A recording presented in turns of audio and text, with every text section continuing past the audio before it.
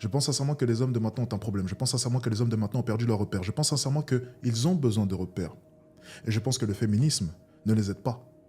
Ok les amis, bonjour ou bonsoir, je sais pas à quelle heure vous écoutez la vidéo, mais aujourd'hui on va écouter Alex Hitchens qui apparemment est un mode rappeur et il a pas mal de choses à nous dire dans cette vidéo aussi. Ça va un peu piquer, alors attachez bien vos ceintures et serrez bien vos cœurs et vos poumons pour ne pas vous étouffer de colère pendant la vidéo aussi.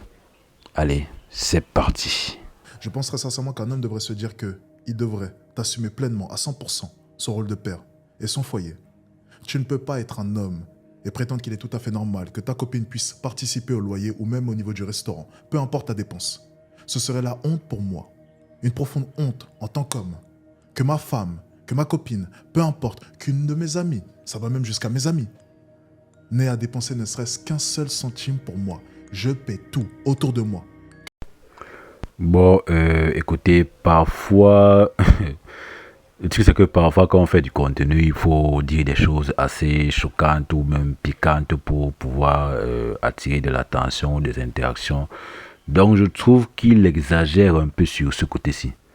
Genre, tu vas pas me dire, genre, certes, tu es un homme, certes, on sait tous que l'homme doit être le pilier, ou moins ce support sur lequel les gens s'appuient, mais dire que avoir la prétention de ne jamais laisser les autres, en particulier les femmes, payer pour quoi que ce soit, je suis désolé, mais c'est un peu les infantiliser. Après tout, ce sont des adultes qui réclament les mêmes droits que nous. Donc, il n'est pas question qu'on leur donne juste les avantages sans qu'elle n'ait à avoir les inconvénients. Ah non, je suis un peu désolé. Et en plus, en même temps, c'est lui qui est bien un coach en séduction. Un des principes de la séduction, c'est que justement, il faut que la femme s'investisse en vous. Parce que quoi? Nous, les hommes, on s'attache beaucoup aux femmes à cause de l'investissement qu'on fait sur elles. Vous voyez par exemple, si un homme a payé toute la scolarité d'une femme, c'est justement à cause de tout cet investissement qu'il a fait sur elle là, qu'il est aussi attaché à elle. Du coup, parfois, il faut retourner le même principe contre les femmes, ou du moins appliquer le même principe sur les femmes, c'est-à-dire les laisser investir sur nous, parce que c'est quand on s'investit sur quelque chose qu'on devient attaché à cette chose-là. Donc du coup, ce point de vue qui vient d'énoncer, si je ne suis pas trop d'accord avec, certes, l'homme peut peut-être endosser la majorité, mais dire la totalité déjà du 100%, 100%, ah bah non, non, non, non, non, c'est que tu ne cherches pas une vie de couple en fait. Ça marche pas. Mais écoutons la suite. Que ce soit avec mes amis hommes, mes amis femmes, peu importe, je paye tout. C'est mon mindset en tant qu'homme. Un homme devrait penser comme cela. Et forcément, toutes ces femmes, tu ne peux pas leur en vouloir. Le problème, ce n'est pas les femmes, comme j'ai pu le dire, c'est nous. Nous devons régler nos problèmes. Et par extension, ça réglera forcément le problème des femmes. Si les femmes demain se confrontent à tout un tas d'hommes qui ont cette mentalité-là, cette mentalité de se dire « je vais tout assumer, tu n'as rien à payer », ne penses-tu pas que les femmes s'adapteront et reviendront donc aux valeurs traditionnelles? Une femme qui préférera du coup être à la maison, tranquillement, pour son foyer et ses enfants. Réglons nos problèmes. Et par extension, nous réglerons ceux des femmes. Bon, et là, ce qu'il dit, c'est son rêve à lui, et c'est bien beau, mais je ne pense pas qu'on reviendra à ça un jour. Même si tous les hommes de la Terre étaient responsables et charismatiques et forts et imposants, je ne pense pas que les femmes voudraient de nouveau retourner à la maison et en plus ne rien faire de leur journée à part rester là et attendre que leur mari rentre le soir. C'est juste plus tenable en fait. Parce que tout être humain aspire à faire quelque chose. Vous voyez un peu. Et les femmes d'aujourd'hui, peu importe à quel point les hommes peuvent être responsables, tout être humain, c'est dans la nature de l'être humain. Là, il ne s'agit même plus d'homme ou de femme. C'est dans la nature de l'être humain de faire quelque chose, d'avoir son propre objectif, son propre but dans la vie, que d'être le pilier ou la seconde de quelqu'un d'autre. Maintenant, par contre, il y a quelque chose d'intéressant et pour moi, ça concerne plutôt un autre aspect de la vie. Ça concerne un autre aspect des relations hommes-femmes, dans le sens où, si vous avez bien remarqué, les femmes se prennent un peu trop comme pour supérieurs aux hommes de nos jours. À cause du fait qu'elles se voient beaucoup convoitées, beaucoup désirées, les femmes ont une image un peu rabaissante des hommes. Ouais, elles nous prennent tous comme des porcs affamés de sexe, comme des chiens baveux. Et là, par contre, sur ce point-là, oui, Si tous les hommes de la terre arrêtaient de baver après le sexe des femmes, elles seraient obligées de regagner un certain degré de respect pour les hommes. Parce qu'aujourd'hui, les femmes ne respectent plus les hommes. C'est ça un vrai problème. Les femmes ne respectent plus les hommes parce que les hommes leur courent après. Comment tu peux respecter quelqu'un qui te court après à longueur de journée comme un petit chien? Non, tu ne peux pas le respecter. Du coup, si tous les hommes retrouvaient un peu de respect pour eux-mêmes et arrêtaient de courir après le sexe des femmes, là oui, sur ce point-là, il y aurait une sorte de rééquilibrage sur les relations hommes-femmes. Les femmes auraient beaucoup plus de respect pour les hommes et les hommes se feraient moins marcher dessus dans les relations, comme c'est le cas de nos jours aussi. Je pense sincèrement que l'amitié homme-femme, c'est une des plus belles conneries qu'il existe. Je pense qu'il n'y a que les femmes qui tirent profit de tout cela. Je pense qu'à partir du moment où une personne est un minimum attirante, je pense que l'amitié ne peut pas exister. Et je pense même que deux personnes qui sont moches, l'amitié ne peut pas exister. Parce que deux personnes qui sont moches matchent bien, n'est-ce pas?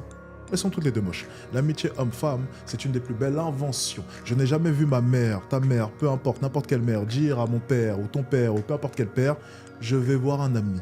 Je sors dehors, je reviens, n'est-ce pas? 100% vrai sur ce point-là. L'amitié homme-femme, c'est une belle connerie.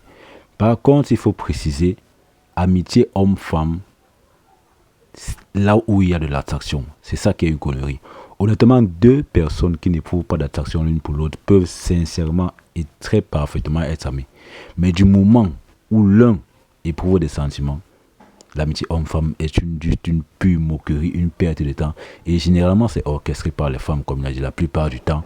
Et ça ne profite qu'aux femmes. Suppose que toi, tu es un homme et qu'une femme te plaît, mais qu'elle en retour te demande que vous restiez juste amis. Soyons francs, l'homme a tendance à agir en fonction des sentiments qu'il éprouve pour la personne. Et l'homme est quelqu'un d'authentique en fait. S'il t'aime, peu importe que toi tu le considères comme un ami, il va toujours te traiter comme une personne qu'il aime et non comme juste une simple amie. Ce qui fait qu'en fin de compte, la femme va recevoir de l'homme un traitement, vous voyez un peu, équivalent à celui qu'il traiterait à une personne qui est sienne, une personne qui est sa copine, une personne qui est sa femme. Or, elle, par contre, elle ne lui donnerait pas en retour un traitement comme un homme qui est son mari. Je veux dire par là que soyons cash. Un homme qui est ami avec une femme, il peut l'inviter au restaurant, il peut lui donner de l'argent, il peut lui donner de l'attention, il peut la faire voyager, il peut lui donner tout ce qu'un homme donnerait normalement à sa femme. Mais par contre, une femme qui est amie avec un homme, qu'est-ce qu'elle peut bien lui donner que lui, il attend d'elle? Ce qui fait qu'en fait, la femme va recevoir tout ce qu'elle devrait normalement recevoir dans une relation, mais l'homme ne recevra rien de ce que lui il attend d'une relation, à savoir l'amour et du sexe. Non, lui ne recevra pas. C'est pour ça que c'est une belle arnaque et il n'y a que les femmes qui tirent profit de cette arnaque-là. C'est pour ça que moi je dis généralement que si vous éprouvez des sentiments pour une femme, dès qu'elle vous propose de l'amitié, jetez-la à la poubelle. Parce que c'est une femme malhonnête, de base. Jetez-la à la poubelle. Regarde tes parents, observe tes parents. As-tu déjà vu ta mère dire à ton père, je reviens chérie, je vais voir un ami? Jamais. Alors comment peux-tu accepter que ta femme fasse cela? Une femme prouve sa valeur à travers sa fidélité, à travers sa loyauté. Ce qui est totalement différent. C'est le premier critère que tu vas rechercher chez une femme. Nous ne recherchons pas une CEO, nous ne recherchons pas une businesswoman, nous recherchons une mère fidèle, loyale. Si demain je vais en prison, si demain je meurs, je vais être sûr que ma femme sera là pour s'occuper de mes enfants, pour tenir mon foyer, et j'en passe. Vrai ou faux? Pour ce qui est d'un homme, on va lui demander quoi? Sécurité, n'est-ce pas? Avant tout. Une femme veut d'un homme qui est en mesure de pouvoir la protéger. On prouve notre valeur à travers cela. Le premier critère. Et pour un homme dans la société actuelle, on prouve notre capacité à pouvoir la protéger comment? De manière financière. Un homme sans argent est un homme qui manque de pouvoir et qui du coup ne pourra pas apporter une sécurité pour sa famille. Eh oui, c'est bel et bien le nerf de la guerre et on y reviendra toujours. Ce sera toujours une question d'argent parce qu'on est bel et bien dans un monde capitaliste, qu'on l'accepte ou pas. Ce sera toujours une question d'argent. Et même si on est dans un monde capitaliste, la sélection des partenaires suit toujours la même logique. Un homme cherche une femme qui pourra lui permettre d'avoir sa descendance, ouais un peu. Et la femme cherche un homme qui pourra lui assurer sa sécurité à elle et la sécurité de sa progéniture. Et dans notre monde capitaliste, quel est le meilleur moyen d'assurer la sécurité? C'est le fait d'avoir des moyens financiers parce que tout aujourd'hui est une affaire d'argent. Si ton enfant est malade, il te faut de l'argent pour le soigner. Si ton enfant a faim, il te faut de l'argent pour le nourrir. Il te faut de l'argent pour l'instruire, etc., etc. Donc nous, en tant qu'hommes, franchement, c'est pour ça que je nous renvoie à la vidéo que j'ai faite sur Zach Mouekassa. Vous voyez un peu là où il expliquait qu'il faut d'abord laisser les femmes. C'est la vérité. Parce que de toute façon, tant que tu es un homme qui n'a pas d'argent, qui n'est pas établi avec de l'argent, tu ne pourras jamais vraiment aller loin avec une femme. Parce qu'au bout d'un moment, tôt ou tard, la question de l'argent va toujours se poser. Quand tu ne seras pas en mesure de prendre soin d'elle et d'une potentielle progéniture, les problèmes vont toujours commencer. Donc honnêtement, pour une période de notre vie en tant qu'homme, on devrait mettre les femmes de côté et chercher à s'établir personnellement en tant qu'homme, de façon financière, de façon mentale, de façon physique. Et les femmes seront toujours là après ça. Du coup, c'est mieux de chercher d'abord l'argent.